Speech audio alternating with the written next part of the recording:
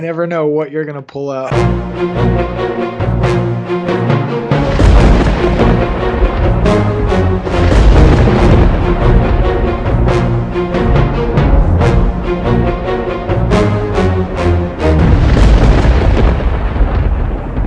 Ladies, gentlemen, boys and girls, children of all ages, welcome to episode 111 of Nintendo Talk.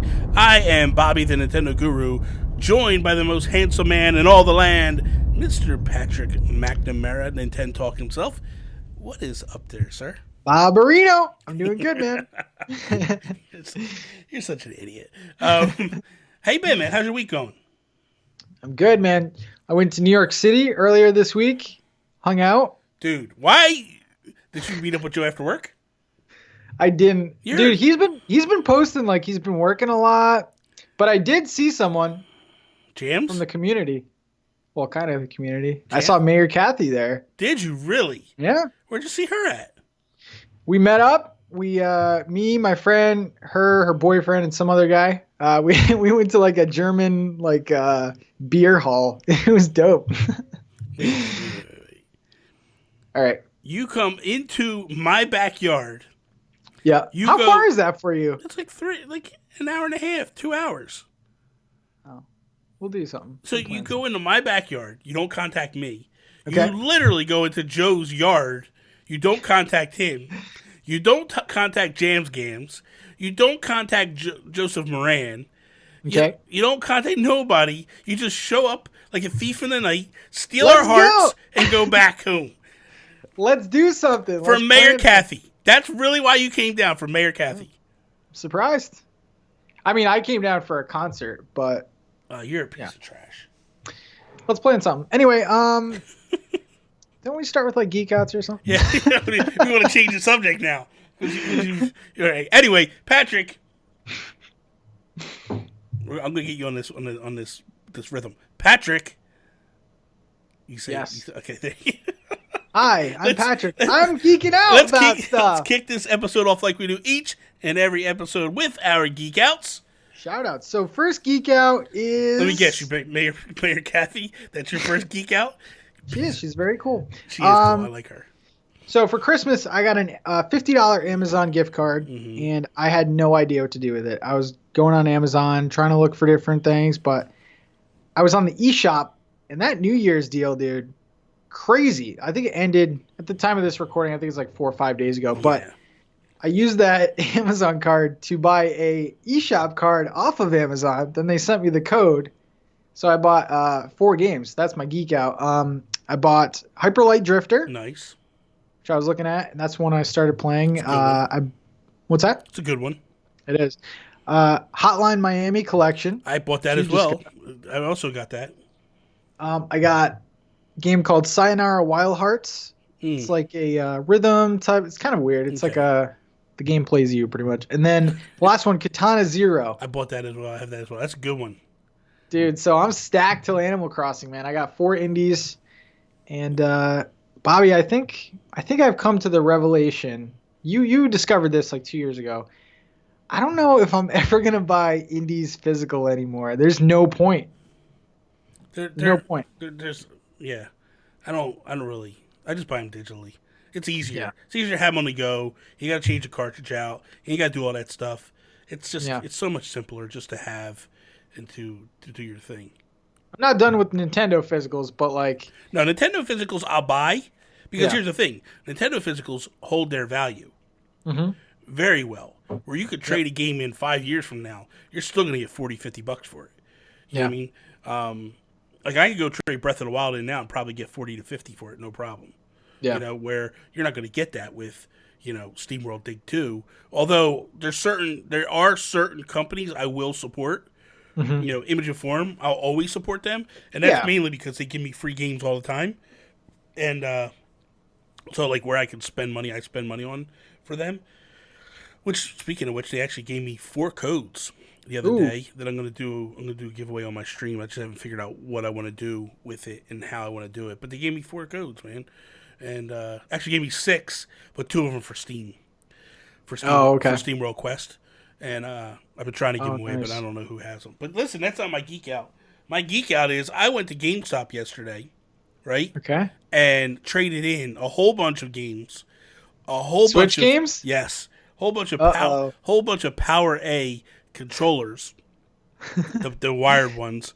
I was just like, I gotta get rid of these things. They're collecting dust. They're sitting on the shelf. They're not even displayed.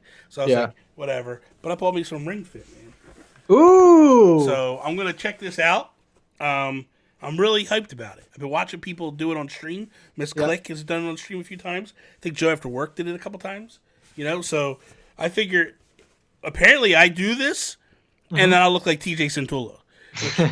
I don't know if you've seen TJ. The dude is ripped, and he's showing pictures of like his abs while he's after work, and I'm like, if that's what it's gonna take, if I just got to do this and I'll look like TJ, then I'm all There's in. a bunch of like YouTubers that have like journals of them doing it every single day since it came out. Yeah, that's pretty cool, man. Pretty cool. And you don't want to disclose the games you gave away.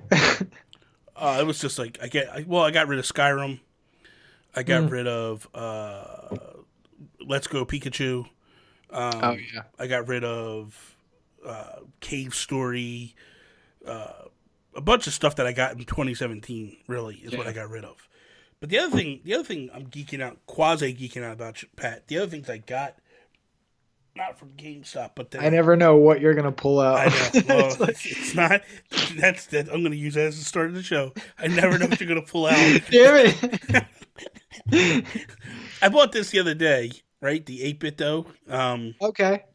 The USB adapter, right? So you basically use this, and then if you use this, you can link and hook any controller you want to the Switch. So I went and I picked up a Wii U Pro controller. No way. Yeah, because of the D-pad. The D-pad is perfect with this. I like that controller. I thought it's great. The control. You know what I realized real quickly though? The button layout is terrible. When you're so used to the buttons being up top where the stick is, it throws you off for a little. I tried playing Fortnite last night with it, and it was throwing me off.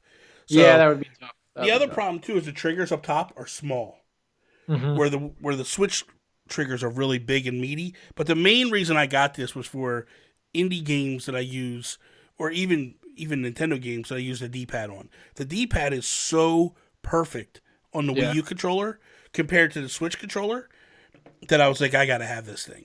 Like I gotta have this and use it. That's like the most underrated. That's like one of the most underrated parts of the Wii U. Like that controller, dude, it has like an 80-hour battery life. Dude, it never dies, man. It never dies. I don't even remember charging mine, to be honest. I didn't either, and I used to play all the time. Even the gamepad, I bought the extended battery for. And that got me about 5 to 6 hours play. But like I used the Pro controller all the time with that thing. It's perfect. I liked it. Perfect controller. Okay, so first news topic we have for today is Platinum Producer hates the Switch UI and wants it to be changed. And that came out, it actually came out like a week and a half ago, 2 weeks ago. But this guy is crazy. Like he don't care how close he is with you, whatever it is. He just say whatever's on his mind and just go at it. You know what I mean? These are the Bayonetta guys. It's the guy that, he did Bayonetta. He did the Wonderful 101. He has a very close relationship with Nintendo. But apparently he don't care about calling them out. He's just like, whatever, man. I'm going to say what I'm thinking. He's not wrong, though. Yeah. He's not wrong. Like, the thing is very bare bones. I'm shocked at this point, right? So we're 3 years in now. I'm shocked at this point that we haven't gotten themes. We haven't gotten folders. We haven't gotten anything. And I don't understand what the holdup is and why we haven't gotten stuff yet. The only thing that I can think of is I don't know how fragile this UI is. Like, I don't know what would happen if they added in folders, themes. I don't know, like, the space or in terms of memory, like, how much less snappy would this be? And, like, I don't mind the UI. I do think that themes should be a thing. Folders should be a thing. But my concern more is the eShop, but that's another thing. Yeah. Did this have any context behind it, or did he just, like, hot take tweets? Just hot take tweet. Just came out and was just like, this is garbage. He was playing a Switch and was just like, this is horrible. I do hate how games get buried, like, very fast. That's the worst. Yeah. Dude. Well, that's the thing. Like, so there's two things. If they allowed us to change our setup, like I wouldn't mind all the games on my front page all the time. Like I click through, and then like you got to then go into your master list. Like let me have my master list all the time. I would prefer that. But as well, like I just don't. I think coming from the Wii U to the Switch, Nintendo's biggest fear was we need people to be able to jump into games as quickly as possible. So piggybacking off of kind of what you're saying is maybe it does slow the Switch down to have a theme or to have folders and all that stuff where they wanted to just make it where you can get into the game as quickly as possible. Yeah. Because there is no company that makes a get in as quickly as this. Like, oh, yeah.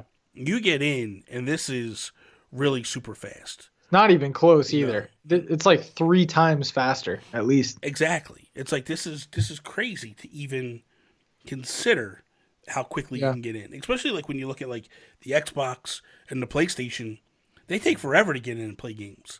Yeah. You know, so it's definitely something different, you know, in that world. I hate how the games get buried, and I hate how the media is treated the same as games. So like if I want to watch YouTube or Hulu, that's buried with what I've been playing last. So I've seen some mock-ups. There's some fan mock-ups that look really, really nice. But again, I don't know how much it would slow it down. And like, if you really step back and think about it, what would you rather have? Because like, going into the eShop with the Wii U was like a nightmare. It was do I really want to do this? It was horrible. Everything took forever to do. I just found something I remember I want to talk about, Pat, and it's a news story, so we're going to jump this in here. You're not even expecting this one, so get ready. The Nintendo Switch is cool, but the price and limited number of games on it isn't. God. Which is why we fell in love with the Alienware concept UFO the moment we saw it at CES.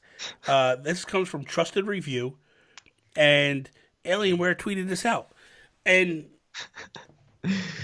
I'm just flabbergasted by that comment of someone that is so obviously uneducated, it's not even funny. And I don't mean uneducated like overall. I mean uneducated with the Switch.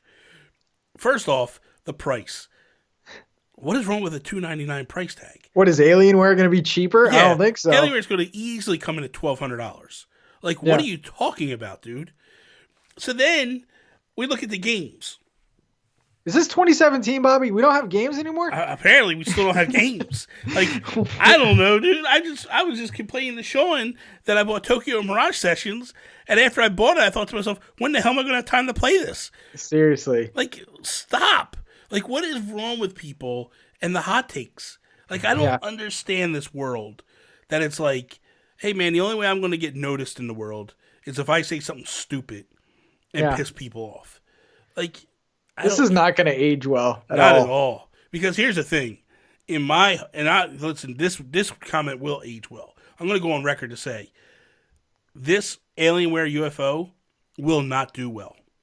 It will not sell well. It's very niche. Very niche. Like, people that thought that the Switch was a niche product, this thing's even worse. Because the only people that are going to buy this are the uber hardcore PC players. Yeah. Like, Xbox players might pick one up because they want to play their Xbox exclusives on the go. You know what I mean? But other than that, I mean, for the price tag, are you going to buy an Xbox Series X or are you going to buy a UFO? I see this, man, as like a real sign of like almost panic. Like if I was Nintendo, I'd be like, yeah, keep talking. Yeah. Like you guys want to be us, but this is not going to age well at all. If little Timmy asks for this for Christmas, right? Their parents walk in the store. First off, they're not going to be in the store. The only way you're going to be able to get them is to order them from Alienware. So that's number one. You have no retail market with this thing. Yeah. They might. Who knows? But let's just say hypothetically Best Buy sells these. So mom and pop walks in the store and they're like, hey, $1,200 for this thing. right? And I don't know if that's the price, but You want to go to college or do you want a UFO? Well, the thing of it is like I don't know if that's the price, but I just look at this thing and I go, it's got to be at least $900 to at least 1,000, 1,200. So my thing is, they walk in, they look at this, and they go, "Yeah, you're getting a Switch. I'm not buying you the $1,200 thing." Because Switch Pro's rumored at like 400. Yeah. And that's not going to be that powerful. And yeah, this thing's not going to. I mean, listen, the concept, the idea, like, other than the fact you completely ripped off the Switch, the concept and the idea of like a powerful thing, and this shows you what the Switch could potentially be if it wanted to be, like, that's exciting. Yeah. But right now, you can't tell me that this is a feasible tech solution. And you can't tell me, like, I really think that, I don't know how it all works. And I'm sure before they unveiled it, they had to go through some stuff. But I think Nintendo's lawyers are getting ready for this thing. Like, there's no way that Nintendo allows them to, like, because here's the thing. You make a comment like that, and granted, they can't be held responsible for what someone else says about the game. Yeah. But that being said, you're tweeting it, you're promoting it. It's almost like you are saying it now. And I wonder how long before lawyers can jump on something like that and go like, "Hey man, this is no good. Like, what you're doing is very reminiscent of console wars, like 90s. Like, it's a weird take. This is a very weird take on it, especially when they mention price. Like, dude, that's something you guys want to hide. Yeah, exactly. Like, why would you even compare that? And again, granted, you're going to be able to play Steam games on this thing, right? Yeah. But it's not like Nintendo doesn't have a lot of games. Right now, they're clocking in almost 3,000 games. Like, the games are there. And at the end of the day, the one thing that the Switch has that this thing will never have is Nintendo exclusives. Yep. You're not going to get Mario. You're not going to get Zelda. You're not going to get Pikmin or Pokemon or any of that.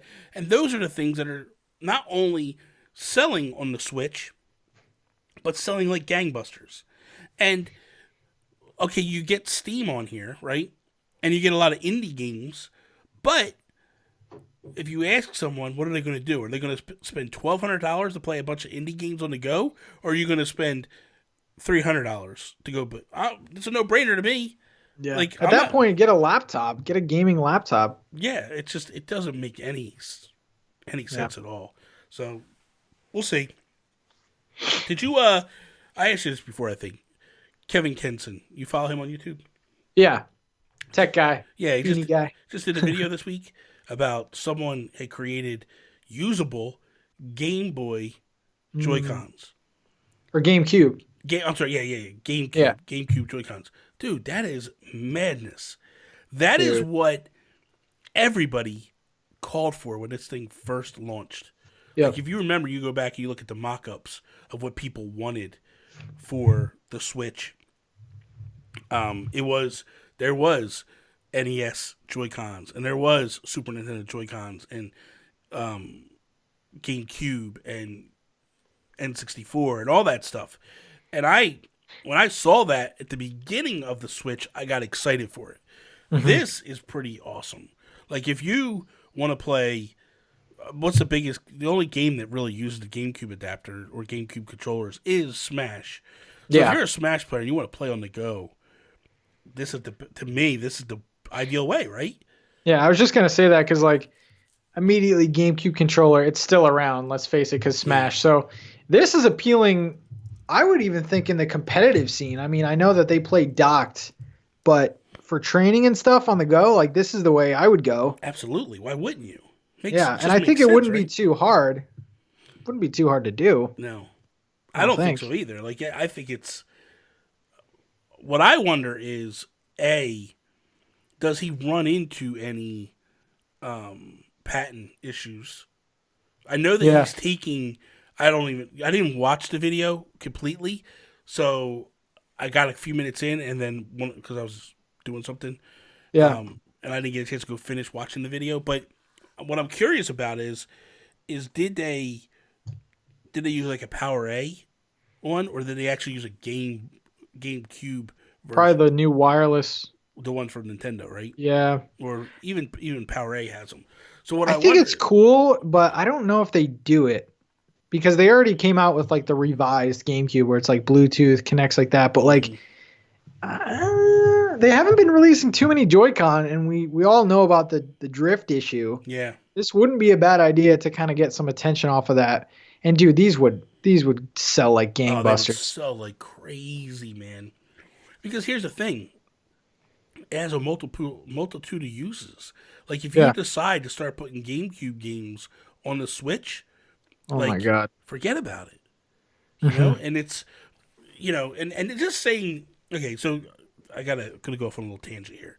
Something that just hit me was, man, how much did people complain about the lack of NES games when they went from 3 games to 1 game, right? Or Hmm. 3 games to 2 games, and the United States, and I listened to a lot of people in the Nintendo voice chat community on Facebook screaming and crying about it, and a lot of other podcasts screaming and crying about it. And then now we haven't gotten games in forever, and it's not even like a regular schedule. Like we get them whenever they decide to put them out, and it's like, Yeah. so it's almost one of those things of like, man, be careful what you wish for. Like you ask for these things, you yell about these things, and then they just go like, okay, you're not happy about that, we're gonna give you even less now. And And it's a great selection too. Like the Super Nintendo games, they're quirky too. Like they're not, what you would expect. I don't have a problem with it. The thing that I have a problem with is like Nintendo's trying to sell this service, and yes, it's cheap, but it feels like I can't really justify the price. It's like a little novelty with well, I mean, service. $20 a year is not. It's really not bad. Like Yeah. at the end of the day, like $20 is, it's whatever. And not only that, like, dude, you're buying certain games and they're giving it to you for free. Like Yeah. I bought I bought Mario Maker. I got an extra year, and it actually tacks on. It Yeah, piles that's true. on. So Twitch gave away, if you had Twitch Prime, they gave you a free year. So Yeah. I mean, like it is really easy to get. I know that people that bought Doom, they gave it away for free. People that bought Splatoon got copies of it sometimes for free. The price isn't even the issue. You know what I mean? It's one of these things though where like you buy in thinking like, hey, I'm gonna get this stuff, and then you don't get it. And I almost just wish that they would just stop the facade and just go, okay, we're bringing back the virtual console, and we're just gonna Yeah. do this thing. We're just gonna let you buy what you want to buy.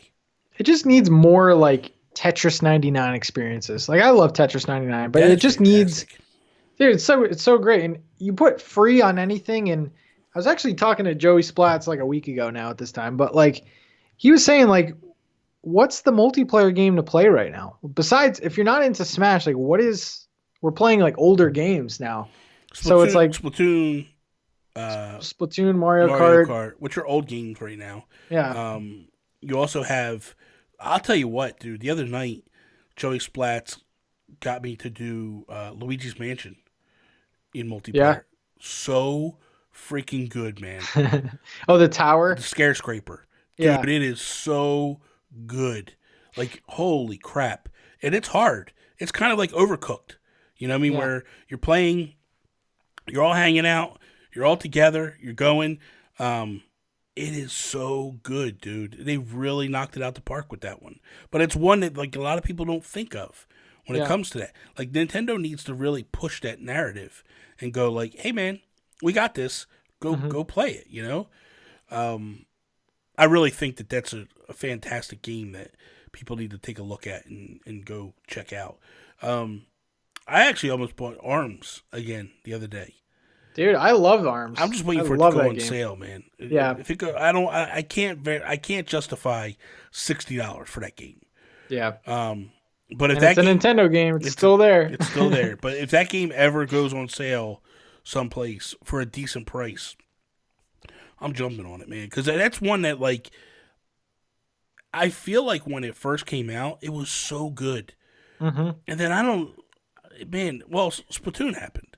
Splatoon came up on the heels, and it was bad timing. That game got buried, you Yeah. know. But dude, the way you play the game, like the lobby, best lobby in all multiplayer games. Ever. Yeah. It is amazing, dude. You get And five, you just six want to people. be. What's that? No, go ahead. Go ahead. You just like want that competitive, like that's why so many people in that own Switches play Fortnite. There's nothing really like that besides Smash. And like I played the hell out of Mario Kart. Like you played the hell out of Mario Kart. Yeah. So it's like we want something. I really think that the next Splatoon, and I can't believe I'm saying this, should be an online only thing and free. Completely free. Like imagine that, dude. Well, for me, what I think about, so there's two games I think about that could almost kind of benefit from a battle royale mode, and that would be Splatoon and Mario Kart. Yeah. Now hear me out. With Splatoon, the way I would do it is I would do 4 teams versus 4 teams. Yeah. And then you play for 3 minutes, and the team with the least amount of points of turf painted gets eliminated. Now you have 3v3. And then, boom, another team gets eliminated after 3 minutes. And then you play, or you less the time, go 2 minutes. And then you go, then it's a last minute, 1 minute frenzy of. But what I would do is I would take the map and start to shrink it as well. Yeah. So you have a big map when you start out, and That's then true. and it starts to shrink to make the fighting and the competing better and more intense. So that would be one that I would do to give that battle royale flair to it. With Mario Kart, what I would do is I would make a gigantic track, like a really big track, kind of like maybe like a Wario mountain track that like starts at one end and just goes. Oh yeah. And then as you're racing, like you race and then you go for a certain stretch and then you get a timer that says like if you're not within the top 90, you get eliminated.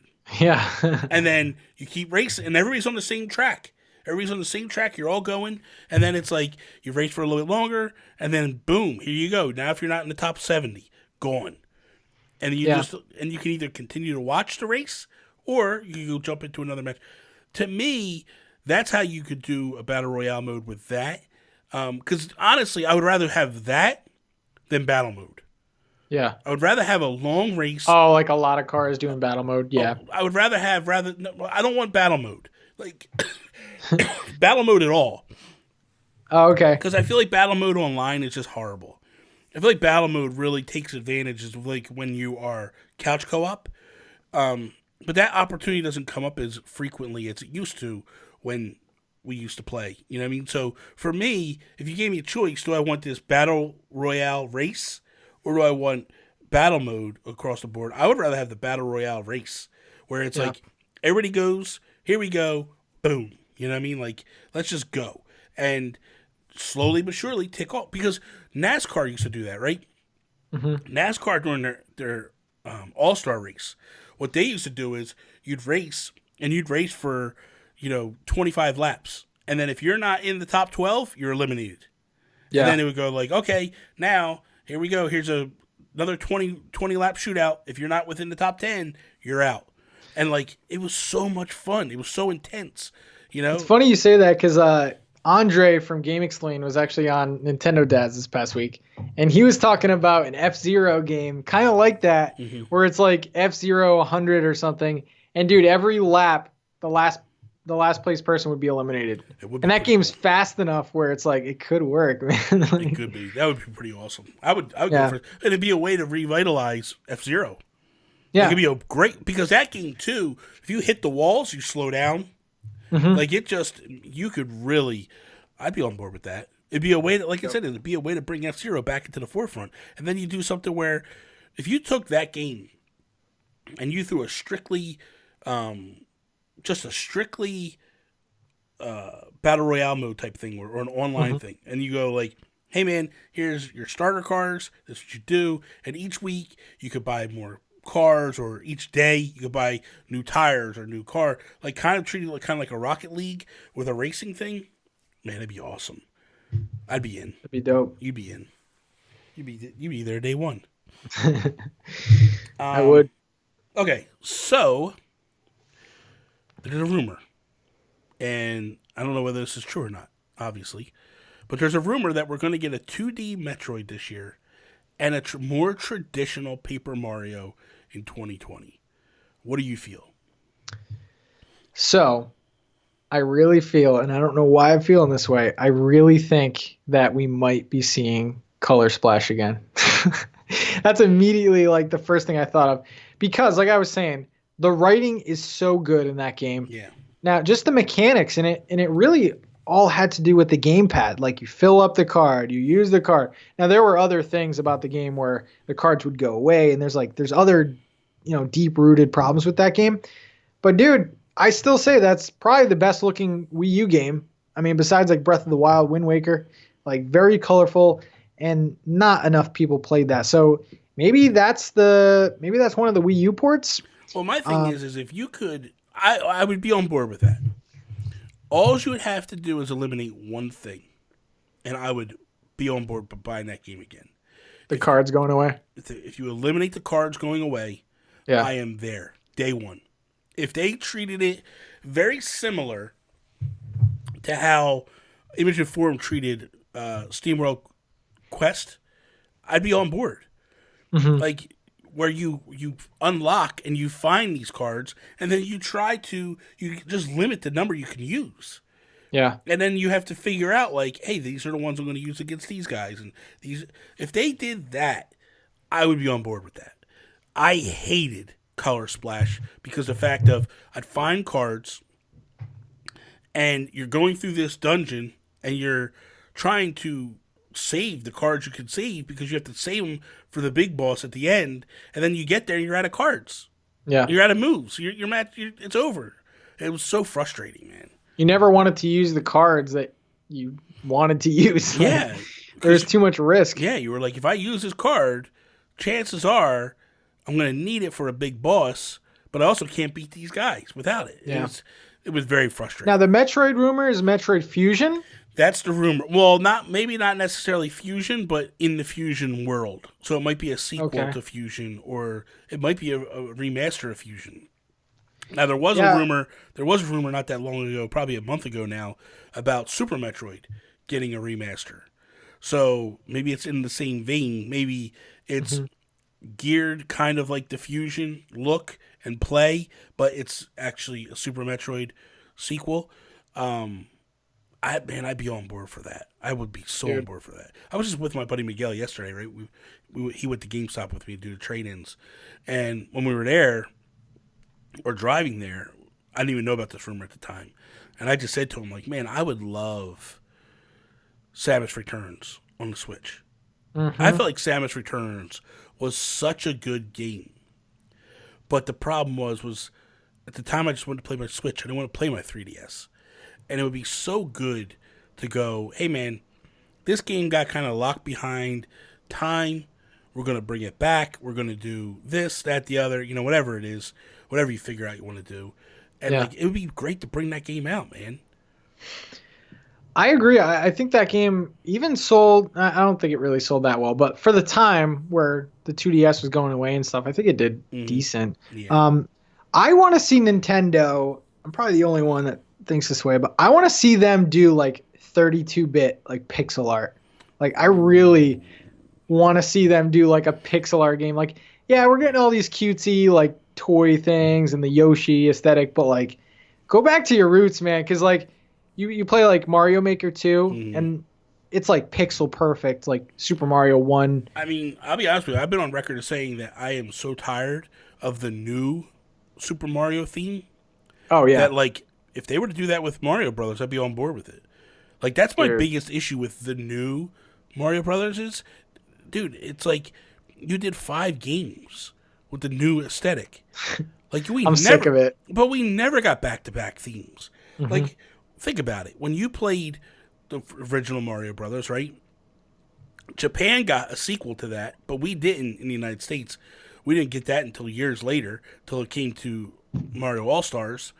So you have that one, right? You have the original. Then Super Mario Bros. 2 is totally different than 1. Super Mario Bros. 3 is totally different than 2 and 1. Super Mario World is different than all 3 before it. It was like, then we got Yoshi's Story, which was Super Mario Bros. 2, or Super Mario World 2.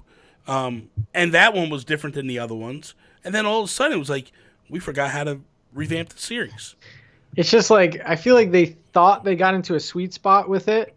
And then HD came, and I don't think they had a plan. So it's like, let's just HD the new Super Mario Bros. Yeah, I'm sick of it too. I mean, looking at games like Celeste and Yeah, like man. Golf Story and stuff, like Nintendo could knock it out of the park, man. If Nintendo really took the time to do a true pixel art game, my God, dude, I couldn't even imagine how gorgeous it would look.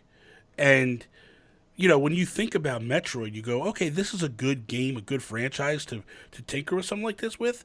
But, like, on top of that, like, even if they were to do a side or a top-down Zelda that, that was pixel art, or I just feel like... A Zelda 2. Oh, God. A remake of that? Dude. Like, perfect pixel 32-bit. Oh, my God, dude. Like, anything. Just give me anything at this point. But, like, there are so many games that Nintendo could go like, okay, this is like, you could do Super Mario World 3. It'd be like, this is what we intended at the time, or this is what would have happened if pixel art would have continued. And then my God, because you had 16-bit and here's a 32-bit, and it's like, here we go. Like, or a way like that. A lot of indie games do changing art styles on the fly. Yeah, dude, imagine that, man. Like 16-bit versus like a newer. I think that'd be cool too. Which one do you think's more likely, Paper Mario or the 2D Metroid? I think Paper Mario. Yeah. Because here's the thing, we're now into the area where the Switch is highly successful, and we're in the area of like what sells, where are we at with this stuff, and they're starting to get deep into the franchises, because with the Wii U, it didn't sell, and they were focused on, we got to put out games that sell, so we can just get this console moving, and then we'll worry about later on down the line. Where this one is, it's selling, and they don't have to concentrate on that. Now it's like, what games are we going to feed to it? This is Wii area, where when the Wii hit, it was so massively successful that we got deeper into Nintendo's library. And it's the one thing that I've always said, like, a successful Nintendo is a Nintendo that I love. Because when they're successful, that's when we get the quirky, weird stuff that we wouldn't get. I mean, we got Brain Age again, right? We haven't seen Brain Age in how long? We didn't get it personally, but, like, Japan and the UK got it. But, like, for us, us in the United States or anywhere in the world, when Nintendo does well, that's when we start to see them dip into the history. So that's why I'm excited, because I think we will get a Punch-Out for the Switch. I think we might get a new Kid Icarus game for the Switch. We might see Nintendo dive deep into the lore and go backwards and pull some stuff out. I mean, time will tell. They can take chances now. They have the quote-unquote hardcore fan base back, which they lost for a while there. So, yeah, you could... I mean, the people that are like, oh, I want an F-Zero, I want a Star Fox, it's possible. Yeah. It's possible. Okay, so my topic for this week is, with Nintendo announcing with Sony announcing for a second year that they won't be at E3, do you see Nintendo walking away anytime soon? Oh, I hate this. I know. I can see them walking away. I feel like, first of all, E3 for me is like Christmas, and I'm a little kid talking about Christmas and like Santa Claus and stuff. But like, I could possibly see Nintendo going like, listen, everyone's leaving E3. Eyes are off of E3. Let's have our own Nintendo 2-day event. And you guys got to remember, like, Nintendo's not just like people might say, oh, Nintendo's left E3 years ago. They do the direct presentation. Dude, they do the Treehouse Live. They do interviews. They do tournaments. I think out of all three, they're there the most, obviously. So I love it. It's like a tradition. I take off work. It's like a whole big thing for me. It's like a ritual. So I hope they don't leave, but we got to put our business hats on. Is it worth them staying? And honestly, if Sony leaves, I could see Xbox either doing like, we could take advantage of this and all eyes could be on us, or we could follow suit and have our own Xbox event, because they don't have their own like direct type things. Yeah, like, they do. Do they? They started doing them. Yeah, it's Xbox Live, or it's some weird thing that they do. But they do. They started doing it as well. They did it before Sony did it. Yeah. And now they're starting. They're both kind of Okay. Theirs are a little different though. It's a little. My fear is mostly Nintendo Treehouse, which, by the way, the last few years have been like can't miss TV. Like Yeah, before, it would just be like, oh, Treehouse is on, shut it off. But Yeah. like they're doing reveals. They're doing like 20 to 30 minutes of gameplay of like new games that no one's ever seen before. So I love Treehouse. I love the interviews and I love the tournaments. Like the ARMS tournament was great. That was so great. So those are the things I'm more scared of them leaving, but I could definitely see them leaving and doing their own thing. If they left to go do their own thing, I wouldn't mind. If they left and they didn't fill that void with anything, I'd be upset. Because even though they don't do the live show or the live presentation, where it's actually on a stage presentation, when they took that away, they added stuff for us. Meaning, like, that's when we got Treehouse Live and all that stuff. Which then, the next year, Microsoft and Sony both followed suit and tried to copy it. What I would hope is that Nintendo would go, okay, this is good, this works. We're gonna leave E3, but we're gonna take our tournaments, we're gonna take our Treehouse Live thing, and we're gonna do a 3-day event. Because years ago, when I was a young boy, they did this thing called Space World, and that was kind of like an event for Nintendo. And I feel like they're at the point now that, especially with them doing the Universal thing, how cool would it be to go like, hey man, this year we're gonna do it at Universal Florida. Oh my god, dude. And then you show up and you can go to the live events, and then when it's downtime you can go do the rides and do all that stuff. Dude, that's such a great idea. It would be amazing, dude. And then like next year we're gonna do it in Universal California. And then next year we're gonna do it in Universal Japan. And then the next year we're gonna do it in, I think Europe's getting one as well. And it would be amazing, dude. And it's like, also, it becomes this thing of like, hey, we're unveiling a brand new ride this year at the event. Like, they could turn it into this massive thing that would be huge. I would be more on board with that than I am with E3. Like, E3 is good. It's great. I love it. But, man, it would be so awesome to go, here we are. We're Universal whatever place they decide to go to. And we're going to have 3 days, even if they were to go like, hey, man, we're going to have live events from Japan, day 1. Live events from California, day 2. Live events from, you know what I mean? And you could, then everybody could kind of feel like they were part of it. Yeah. And like, we're going to do Treehouse Live from Japan today, right? And then you get, 6 hours of Treehouse Live in Japan, and they have announcements and stuff. And then day 2 is Treehouse Live California. And then the next one is Treehouse Live Orlando. I'm with that. Oh, it'd be so amazing, dude. It makes you think, like, is Sony pulling a Sony back then? Like, are they at that point where they're getting a little bit too comfortable with their success? And like, is this one of those things where are they better off having a presentation, not even like a on stage thing, but like, should they be taking advantage of this? Like when their new consoles come out, are they going to revert back to E3?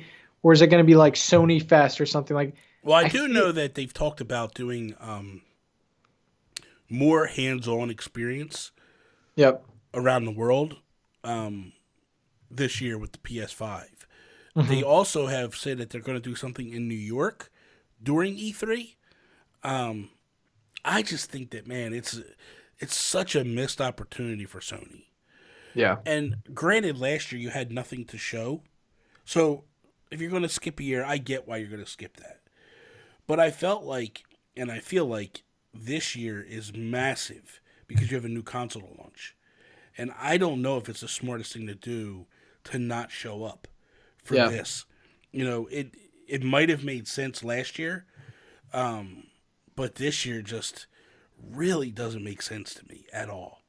Yeah, I don't get it. Yeah, especially what they have like in the chamber. And Xbox just pulled the rug out of them. They just like, here's our new console at the Game Awards. And it just like stole the show. This is what we're doing.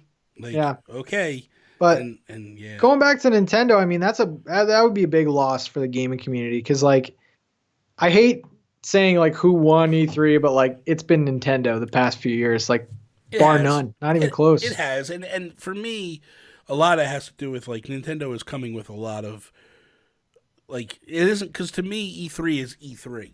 It's not Yeah. just that 40 minutes that they show off, and that's Hmm. where Nintendo to me, like their 40 minutes are but like the whole week is amazing. Like Yeah. they bring you so much stuff, and that's like when you're getting exclusive content during Treehouse. That day one of E3 is unbelievable for Nintendo. Hmm. Like we got this Treehouse event, like we got this announcement of Animal Crossing coming in a direct months before. Then then we sit there and we go to E3 Oh my god, and dude. they show it again. But then they go like, hold on, wait, one more minute. We're gonna go Treehouse Live and give you 20 minutes of this stuff. And I was like oh my god, like it was just Yeah. amazing, And They played the whole level of crafted worlds, yeah, the whole man, first level. It's like big stuff too. yeah, So they do some good stuff with that. So for me, yeah, I don't know that I'm not on board with Nintendo leaving E3 unless they fill that with something amazing. So, so but 2022. What's E3 look like?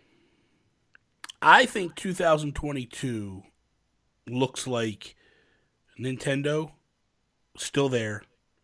It looks like Xbox takes a bigger role, and Sony is gone for good. I don't see Sony coming back. Wow. I really don't see Sony coming back. I think this year dictates to Sony whether or not they go back or not. I think they take a page. Listen, people don't like when I say this, but it's the truth. Sony copycats Nintendo a lot. Yeah. Nintendo didn't unveil the Switch at E3. Nintendo went their own different way, and it was Hmm. wildly successful for them. I think Sony's looking at that like blueprint and going, okay, let's do a commercial similar to Nintendo, just drop it and show Yeah. people like this is what the thing's going to do. But at the end of the day, what do you like? Okay, you stand there in front of a bunch of people and you go, it's the most boring thing in the Yeah. world. This is our new console. It has this many teraflops. You could play online. We're going to have, it's boring. Like when they announced the PS4 Pro, the most absolute boring thing in the world Hmm. ever to watch. It was more like an investor meeting. Like it wasn't. Yeah, and I got news for you. When they did the Switch announcement live in Japan, January 4th, 2017, most boring thing in the world. You know what I mean? Like it was horrible. Like those live events are not exciting to showcase a console. I just think that if they do well with the PS5, which I think they're going to do very well with the PS5, if they do well with the PS5, it's going to show them we don't need to be at E3. And I think Yeah. they step away. If they bomb, if the PS5 walks off the shaky ground, then you could bet your butt that they're going to be there next year. But I Yeah. think I mean, I don't think they'll be back. I've watched the state of plays ever since they came out, and they don't have the big thing at the end. Well, because let's be honest, it was the worst possible time, in my opinion, to start doing state of plays. Yeah. Because you have nothing to show. You have no games to show. You're in between you're at the tail end. It'd be like, dude, it was like Nintendo Directs when the Wii U was dying. Yeah. Nobody cared. They didn't show anything great. Like half 3DS games. Yeah, and it was boring. Yeah. So it was a bad time, but I understand what they're doing. They're trying to let's get the ball rolling. Let's unveil it. Let's roll out the red carpet. This is what we're doing. When that PS5 hits, I got news for you. Those state of plays, they're going to be fantastic. Yeah. Because Sony does know how to show. They do know how to walk with swagger. I'm not gonna lie. Pat, what's your topic for this week? Yeah, so I was thinking, you know what? We have the Fighter's Pass. We finally know everything that came in the Fighter's Pass. What's the last guy's name? Byleth? Yeah, Byleth. Byleth. Yep. From Fire Emblem Three Houses was the final guy. So we have the complete spectrum of what Sakurai had planned for the first Fighter's Pass. So my topic today was let's play the teacher role and do a little report card. Now I want to do this. So I know that Sakurai has worked like crazy hours on this, and not to take anything away from him, but I don't want to put everything else that's with the fighters in this conversation. Like the music has been great, levels have been great, me costumes, whatever. I just want to be like, if you ran Nintendo, how do you feel about the characters that were in this Fighters Pass? Oh boy. I haven't ran Nintendo in a while, so it's going to be a thing. Just the characters. I don't know if you want to go each one or just your overall thoughts. I mean, we could do each one, right? Okay. So the first one's Joker. Mm-hmm. A+. Home run. Yeah. Nobody saw it coming. Everybody got excited for it. It's a fantastic pull. I think it was great. The level, I'm even in that camp, man. I'm not even a Persona fan, but I think it's a great character. It was a fantastic character. The color scheme, the level, the music, everything was perfect with him. Yeah. The next one was it Dragon Quest Hero? Hero, yep. Yeah. He was good. I feel like it coincided with the game Dragon Quest 11 coming to the Switch. Needed to be there. Dragon Quest needed some representation. Yeah. Didn't get me super excited, but at the same time, like I respected what they did with it. Yeah. I would probably say it's a B. I would go probably like B-. I mean, I'm not a Dragon Quest fan. I can respect, their, being with Nintendo for so long. Well, the fact too that like the character doesn't even have a name. It's just Dragon Quest Hero. Yeah, Hero. It makes you think like we're putting the character in because we're putting the character in. And we want to give representation to Dragon Quest, which is a huge franchise in Japan. But at the end of the day, like it's missing something here. Yeah, I feel like it has a big impact. I actually was watching some of the like reactions from Japan, and they were going nuts. But like for me, as like not really a fan, that wasn't a highlight for me. I would say C-, but A for Joker so far. Yes, A for Joker, definitely. Then we got what? Banjo-Kazooie. Banjo. Can you go less than an A with Banjo? You can go A+. Well, what a character. This is the character, man. Like, it's kind of unfair because we look back and, dude, look at the characters they were revealing. Pac-Man, freaking Mega Man. Yeah. This is on that level. Like, totally Nintendo. That's an era of Nintendo that just, like, I think catapulted the company and, like, just gave it some great momentum with Rare and stuff like that. And it was just great to see, man. I mean, total like fan service with that. So absolutely. And same with me, A+ across the board. I think that in the United States, at least in this territory, I don't think there was a single person upset with that one. Yeah. I love the way they revealed it with the whole Donkey Kong thing. Because it was a play off of the original and then King K. Rool. I think they hammered it. I think they nailed it. It was one that nobody saw coming, but everybody wanted. And I loved it. I loved everything about it. That amiibo, dude. I'm getting that. Dude, come on. I just got Dark Samus and Richter this week. You kidding me? I get them all. And then, so then the next one is Terry Bogard. Mm-hmm. And I'm not a fan of Fatal Fury or King of the Fighters or any of that stuff. Mm-hmm. But I know who Terry is just from seeing him over the years and stuff. But I don't know him. But I thought they did a fantastic job with him.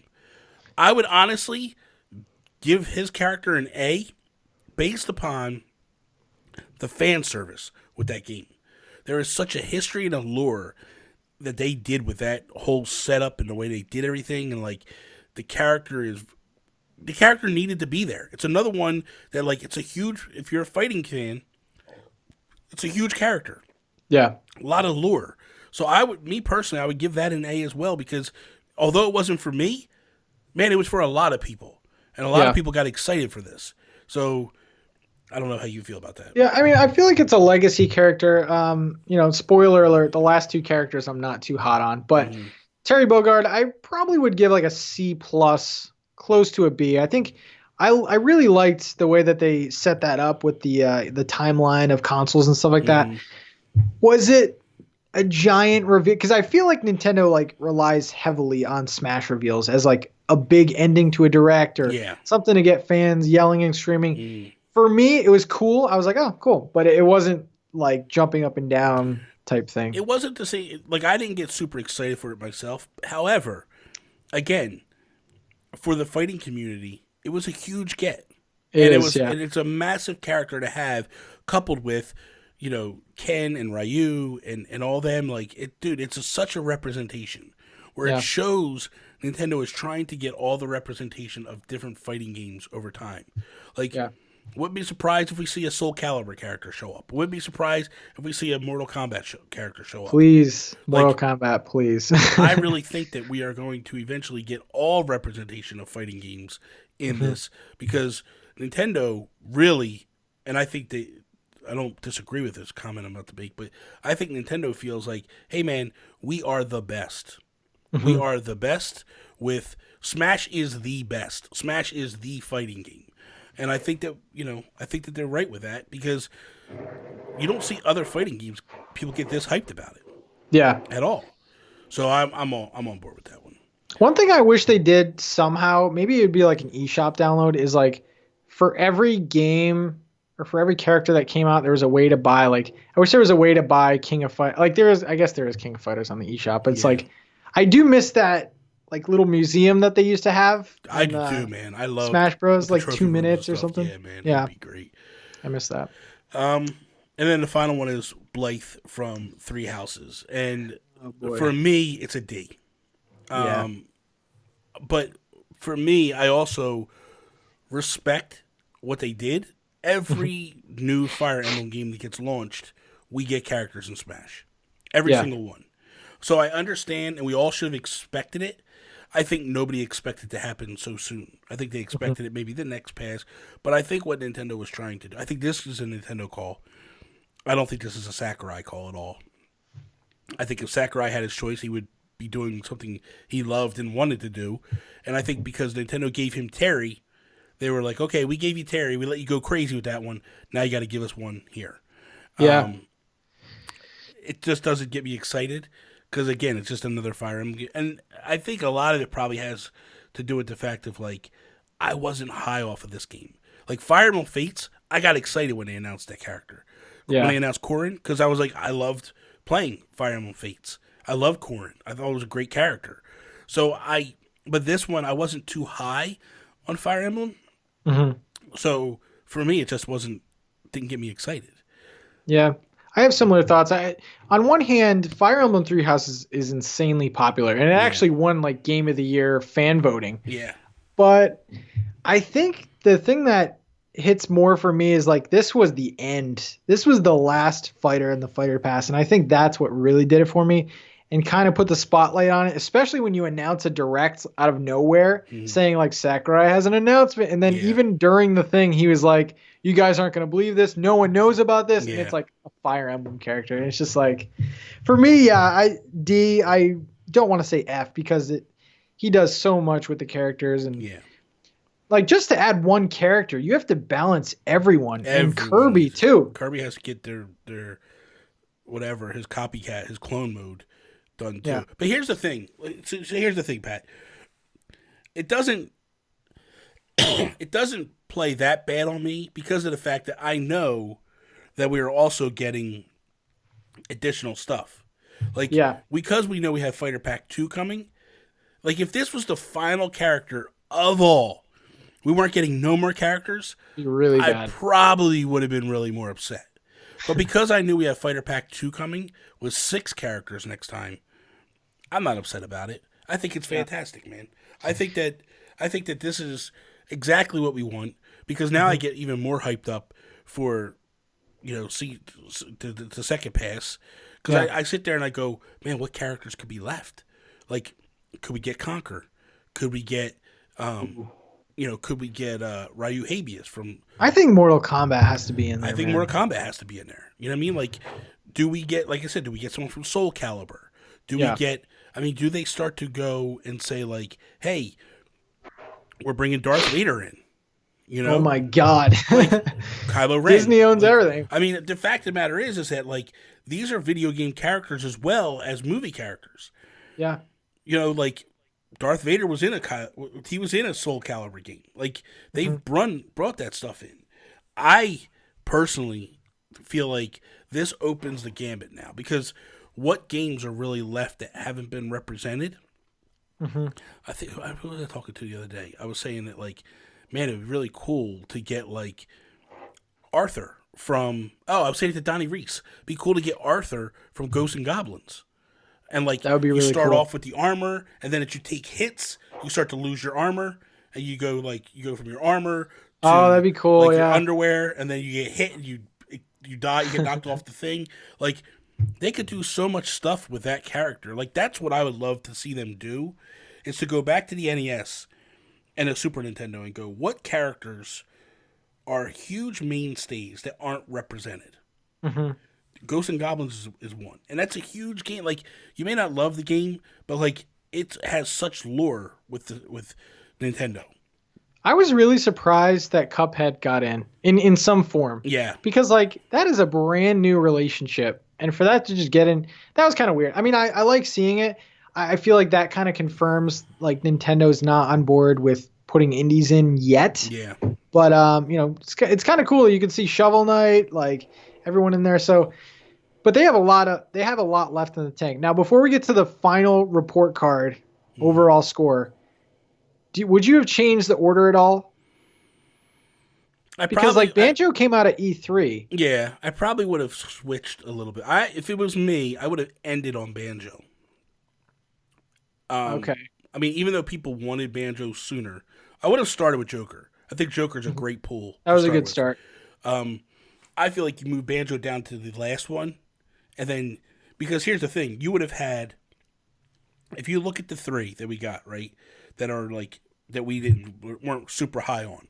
So if you go Joker, Dragon Quest, Terry, Fire Emblem, and then Banjo, you go hype to bookend, and everybody forgets about the mediocre ones in the middle.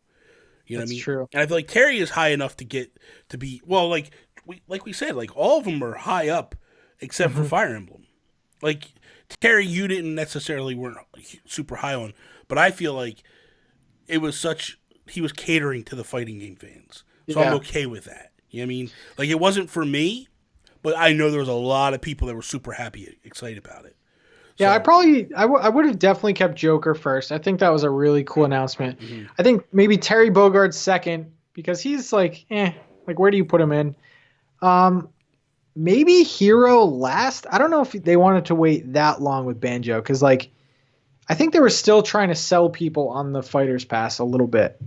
And I think Banjo for a lot of people sold it. Like that was like the seller with that. Mm-hmm. Hero I think is big enough, especially with Dragon Quest coming to the Switch. A lot of people getting exposed to that. That to me would have been a better ending. I mean, I still wouldn't have liked it, but Hero I think would have been a better ending than Fire Emblem. Possibly. Yeah. So what's your score? My score, I would probably give it overall. Oh wait, plus we got Piranha Plant. Yeah, but that's not the Fighter Pass. Yeah. Piranha Plant was a free throw-in. I'd probably give it a B- overall. I think that you had some great stuff mixed in with some stuff. So for me, it's a B+ or a B-. I'm sorry, B-. Here you come with the hardcore D. Like you're just. No, for me, honestly, I look at the characters and one gets me excited. If I'm being completely honest, Banjo. Yeah. But besides that, I think there were some cool announcements. But if I'm talking about myself here, like I haven't bought the Fighter's Pass. Like I think. Oh, I bought the Fighter's Pass. I think C+. I think there's good announcements. Now, if you take into consideration music, levels, costume, like I definitely think it's B territory. And the value, I think, is better than Pokken, which was what, $30? My God, dude, that was crazy. The cost of that stuff. So yeah, $30. So I think he did a good job. I'm with you. I like I said, B- for me. I'm happy with it. I'm more excited for the next Fighter Pass. To be honest with you, I'm going to buy that. I'm jumping. Any on predictions? Board. I already gave you predictions on it. For the second one. Oh yeah. We gotta see Cloud. We already saw Cloud. Or not Cloud. Sora. Oh, that would be good. That would be good. Sora. Yeah, people would get excited for that one. So that is all. Thank you guys for listening to another episode of NintenTalk. Episode 111 is now in those ear holes. You can check out everything that Mr. Patrick over here is doing on the Twitters, on the YouTubes. Just check him out at NintenTalk, both places. Follow me, Instagram, Twitter, at Nintendo Gurus. That is all. Peace out, Preston. See ya.